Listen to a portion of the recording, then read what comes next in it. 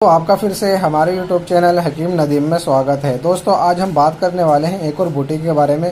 आज हम बताएंगे कि इसका मिजाज क्या है, इसका फ़वाइद क्या है और इसको किस तरीके से इस्तेमाल किया जाता है। दोस्तों बताने से पहले आपसे छोटी सी रिक्वेस्ट करता हूं कि अगर आपने अभी तक हमारे चैनल को सब्सक्राइब नहीं किया तो प्लीज़ चैनल को सब्सक्राइब करें, वीडियो को लाइक करें और दोस्तों तक ज़्यादा से ज़्यादा शेयर करें। तो चलिए दोस्तों बताते हैं कि ये क्या चीज़ है। तो जैसा कि मैं आपको दिखा रहा हूँ दोस्तों, ये बीजबंद है, इसको बीजबंद कहते हैं। और ये जो होता है ये दो तरह का होता है, जैसे कि आप मैं दिखा रहा हूँ, इसका रंग काला है, सियाह है। और एक और होता है दोस्तों, उसको जो है उसका जो रंग होता है वो सुर्ख होता है। तो एक लाल वाला बीजबंद होता है और एक स्याह वाला बीजबंद होता है। मैं जो हूँ इसी को इस्तेमाल कराता हूँ और इसीलिए मैं इसकी वीडियो बना रहा हूँ और इसके बारे में आपको जानकारी दूंगा कि इसको किस तरीके से इस्तेमाल किया जा सकता है। तो दोस्तों जैसा कि आपने देखा कि बीजबंद है तो इसका मिजाज जो है वो गर्म खुशक मिजाज है। बात करते हैं कि इसके फ़वाइद के बारे में। दोस्तों इसके फ़वाइद जो है बहुत सारे हैं, मैं आपको बता देता हूँ मुख्तसर तौर पर। ये जो बीजबंद है ये तगलीज़ मनी यानी कि ये वीर्य को बढ़ाता है, वीर्य को गाढ़ा करता है। इफराज़ मनी है, वीर्य की पैदावार करता है। शरीर के अंदर इसके इस्तेमाल से वीर्य बहुत ज़्यादा बनता है और इसके इस्तेमाल से जो है वीर्य बहुत ज़्यादा गाढ़ा होता है। ये दोस्तों जरियान की परेशानी के अंदर, एहतलाम की परेशानी के अंदर, इन सब की परेशानी में बहुत ही ज़्यादा फ़ायदा करता है।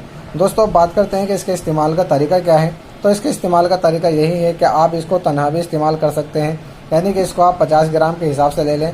दोस्तों ये जो मैं मिक़दार बताता हूँ 50 ग्राम की, ये जो है सिर्फ मुख्तसर तौर पर है, यानी कि कम वाली मिक़दार है। अगर आप इसको ज़्यादा बनाना चाहते हैं तो अपने हिसाब से आप बना सकते हैं।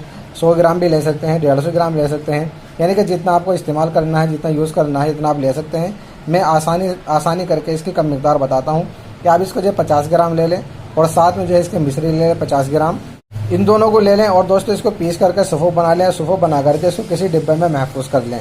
दोस्तों बात करते हैं कि इसको इस्तेमाल कैसे किया जाएगा।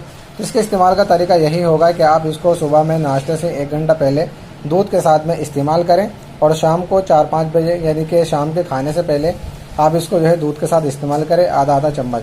तो इसकी जो मिक़दार होगी वो 5 ग्राम या 6 ग्राम के हिसाब से बनेगी, यानी कि आधा चम्मच आप इसकी खुराक बनाइए और इसको इस्तेमाल करें।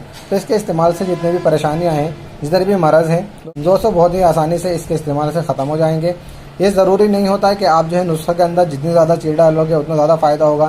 दोस्तों मेन चीज़ होती है कि ये जो हम दवाई इस्तेमाल कर रहे हैं इसका मिजाज क्या है और जिस बीमारी में हम इस्तेमाल कर रहे हैं उसका मिजाज क्या है।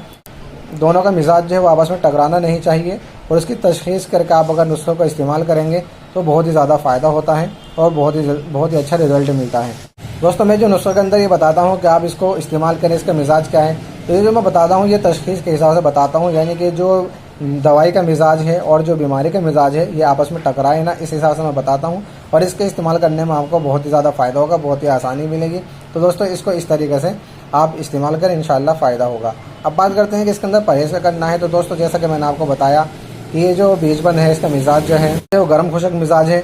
इसका मतलब ये है कि जो बीमारियाँ गर्म खुशक मिजाज में हैं उसके अंदर ये दवाई काम नहीं करेगी।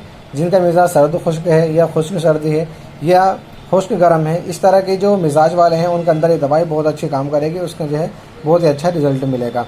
दोस्तों फिर मिलते हैं अगली वीडियो में, तब तक के लिए बाय।